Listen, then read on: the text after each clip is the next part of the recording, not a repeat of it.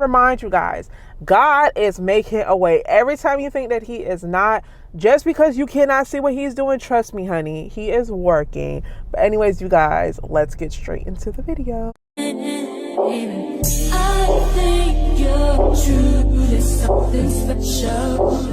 Hello, all of my beautiful people. Welcome back to my channel, Life with Daryl. I am Daryl for anybody that is new. And if you are new and you enjoy exploring life and talking about things such as Christ and trying new things like food, then this is a channel for you. So I hope you do consider subscribing. And to anybody that has been new to subscribing to my channel, hello and thank you so much.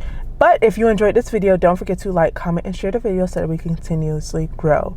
Anyways, you guys, let's get straight into it. I do apologize in advance. I have been gone. I've had a lot of things going on in my life lately, but I'm back and I'm better than ever. Also, if you haven't noticed, I do have a mic because we're going to keep getting these videos and the quality better and better.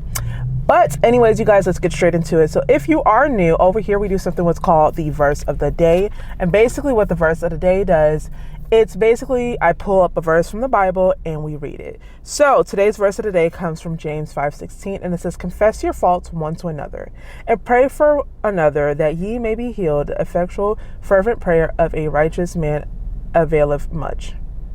Availeth. I hope I said that right. Sometimes you girls be pronouncing words wrong, and I'm trying to get better with that, like trying to expand my vocabulary. But that one touched me a lot, and it just, it made sense for today's video. Now, quick little side note, I have recorded this video before, didn't like it, didn't like the quality. I felt like I was just all over the place, and I'm like, this is not gonna work. So I wanted to try to do it all over again.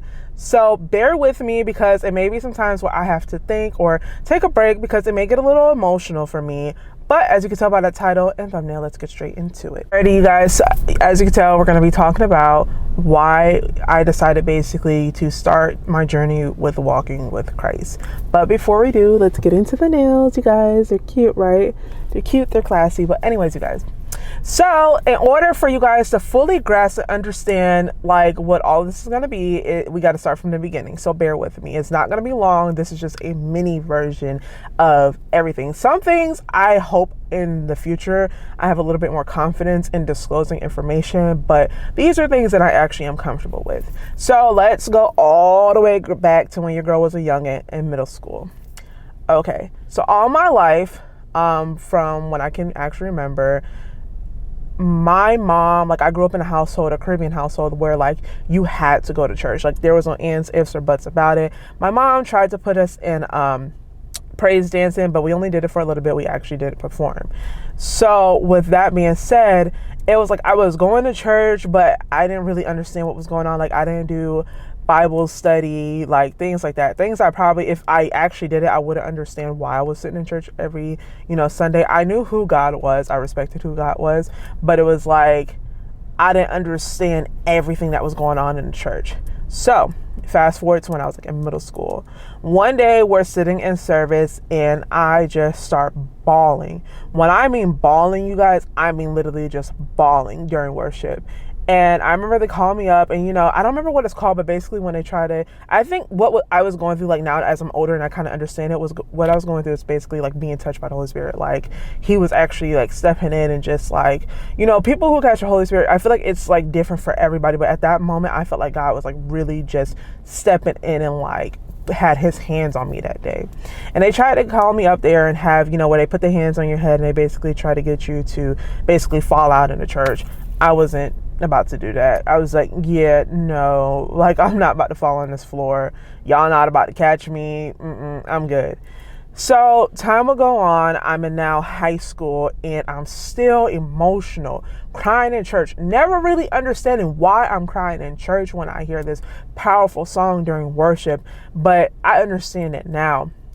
And it was like God kept trying to get me to come back to him and get closer with him, but it was something that was always there blocking me. So I did things that I'm not proud of. I was going through things that I'm not proud of. Like when I was in high school, at the time dating the same sex, because I was confused about my sexuality. I really didn't know what I liked or didn't like. Another thing is once I graduated high school is when I got into college, it got kind of worse from there. Things like, I don't know all of what I can say, so I will try to keep it as PG as I can to PG-13. But smoking, drinking, I went out every weekend.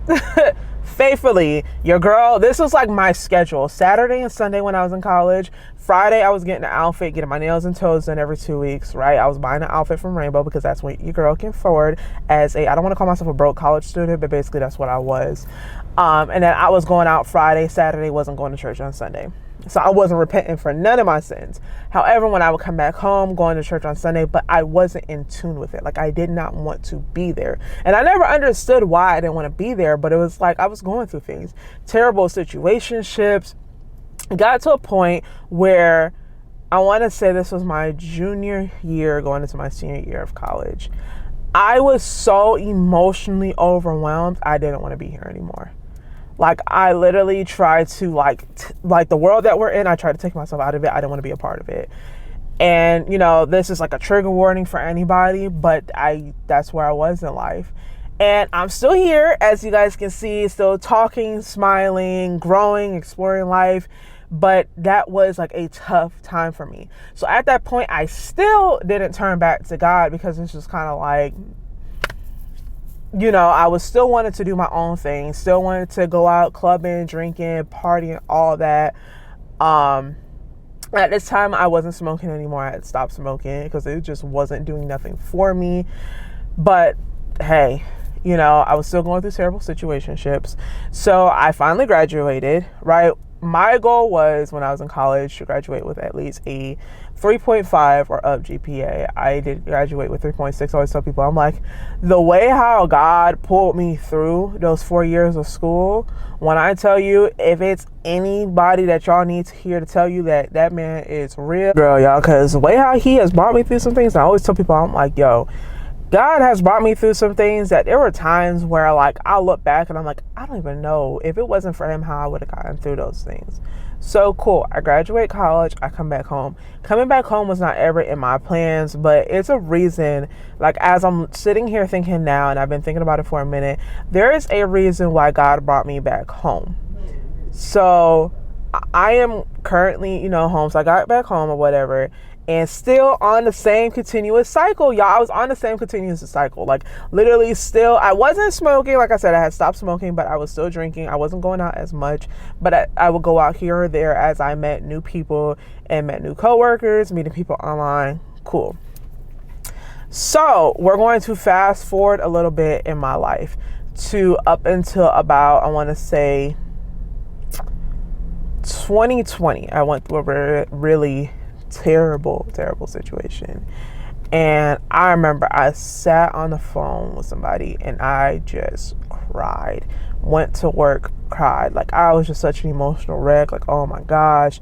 And I feel like God was still trying to get me to turn to him then, just wasn't ready. So he's a patient God. So he will sit there, he will wait for you. So don't ever think like, oh, he's not going to accept me. Like, y'all, some of the things I have done in life and some of the things he has brought me through, I thought he gave up on me. Like, I was just like, you keep trying to stop me and get me to come in your path, and I just keep ignoring you, doing my own thing. So cool. 2020, I went through what I went through in life. Fast forward to 2021. 2021 is when I met my ex. That was like one of the worst relationships I was ever in. It's not to bash this person, but what I put up with and accepted, I knew that was not like a godly like relationship. God did not place him into my life. Like, that was definitely on some, he was there for a season and he should have left, basically. And I feel like that was for both of us. So we were on and off for a whole year. We had dated consecutively only for 90 days. We broke up and we were on and off. Now, it was the type of relationship where when he didn't want nothing to do with me, I was getting blocked. He would, like, it was no way to contact him unless I was, being like not okay, and texting him off of like different several like text now numbers, my Google number. I don't have one anymore, but like texting him off of multiple different numbers just to get him to finally like respond to me. Like I remember it was so bad, and I look back at this old Dario, and I literally want to give you a hug, girl, because girl, the stuff you put up with, I feel so bad for you. Because if I could have told you that you don't have to accept those things anymore, you're gonna have somebody that you don't have to beg for their love, honey, you should have been left in. But it's okay, baby. You have to make those mistakes. Like, y'all, it felt like desperation. I'm talking about he wouldn't want to talk to me, so I'm showing up at his house trying to surprise him, like little gifts. It would be like gifts with stuff he needed, mouthwash, soap, stuff like that. Like it was so bad, you guys. That like it was one of those arguments. I remember like little kids was walking upstairs and they're watching me as I'm like, literally, I think I was crying, honestly, on the phone with my friends, family, whoever would answer at the time. It was like really bad. That was the time that I actually should have turned to God. Didn't turn to God yet. Now we're gonna get to when we finally ended our relationship. This was when I knew it was time for a change. Went through something really terrible with him, had to make a decision. Basically it came to the point of something had to give. Like I couldn't keep going on the same path, and you get put into a corner where it's like you're either gonna make this decision or else. So cool, decision is made. Once the decision is made, I remember I sat on the phone. I left the house. My family, if y'all are watching this, I left the house at 7:00 in the morning. Nobody can get in contact with me. Not my mother, my sister, my brother. No one can get in contact with me. Everybody is concerned at this point because I'm just up and left, no goodbye, no nothing, up and left. Didn't even shower. Mind you, if you know me, your girl has to shower before she leaves the house. That's not me. So got up, left the house 7:00 in the morning, didn't let nobody know where I was going, why I was leaving the house, nothing, just bye, nothing, not even that. It was just literally just up, gone, that's it. I didn't know where to go. I just knew I didn't want to be home. I felt so depressed, so worthless. I found no purpose of being here on this earth anymore. And I remember I went to somebody I used to be cool with, somebody I used to talk to, and I tried to turn to somebody, anybody, and I felt comfortable with him, but I felt like I was talking to him. And you ever feel like when you're talking to somebody, kind of like you feel like you're talking to a brick wall, like they're kind of like, you kind of put yourself in a situation you should have left when we all told you to leave him. It kind of felt like that, like he just didn't care. And I don't want to put that on him, but that's how it made me feel. So I tried to talk to him. I felt like I was talking to a brick wall, so I left. All right, cool, talk to you later. And I went to the park that I used to love going to that was by my old job. And I sat in my car and I cried. When I tell you I cried so bad. I cried so bad to the point where like crying wasn't crying anymore. It was like I started mentally shutting down. It was so bad. I finally picked up the phone for my mom. And my mom, only person I feel like she knew that I would listen to was my grandma at that point. So my grandma gets on the phone, her and I are talking, and it wasn't even talking at that point. She just prayed over me. Trigger warning again. This is another point, like I said, I didn't want to be here. I didn't find any purpose of being here on this world, on this earth. I was like, I'm ready to go. And I sat in my car, and as I was crying, thoughts, like demonic thoughts were running through my mind. And there is kind of like an edge cliff type of thing. And I just said, this will be quick, painless, and I can go on. Just end everything there. And this is like really sad, like now that I'm saying it. And I am so thankful and proud that I am not in this mental space anymore. But my grandmother just prayed over me. When I mean she prayed over me, this lady prayed over me. And when I tell you, God just started stepping back into my life at that moment. Like I'm talking about, y'all, from there, after getting over trying to text him, get him to talk to me because he didn't want to talk to me. He just, I don't wish no bad on him, but it's just like, at that moment, I at least feel like you could have had the decency to at least talk to me if I'm like begging you to talk to me, just to give me some sort of closure. He wasn't trying to talk to me. So, ladies, side note, don't you ever in your life let no man get you to that point of where you are literally begging them to talk to you. You are worth so much more than that. The right person will come into your life and you won't ever have to beg him for nothing. No attention, none of that. So, cool. He didn't want to talk to me. Eventually, I get over it. I start working out.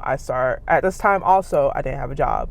So I'm applying to jobs. I'm actually getting interviews. Y'all, it was just so crazy how like everything was like a switch. Everything just started changing for me in life. So, but yeah, it was crazy. Everything was like a switch. Everything in my life just started drastically changing. I'm talking about I am getting job interviews. I'm starting to lose weight. I'm actually happy again. I'm smiling again. I'm actually going out and doing things. And I want to thank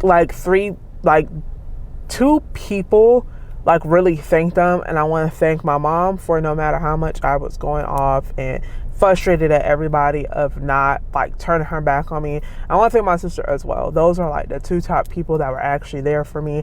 None of my friends were there for me. So if anybody takes offense to that, I'm not apologizing for that. Like nobody was actually there for me other than those two people in my family. Like that was it. Like my grandma, she was there in the beginning, but then she kind of like disappeared too. But anyways, you guys, I moved forward. I met my boyfriend. Literally, I went through this in January of 2022. I met my boyfriend January 27th of 2022. No, actually, I'm lying. Sorry. No, yeah.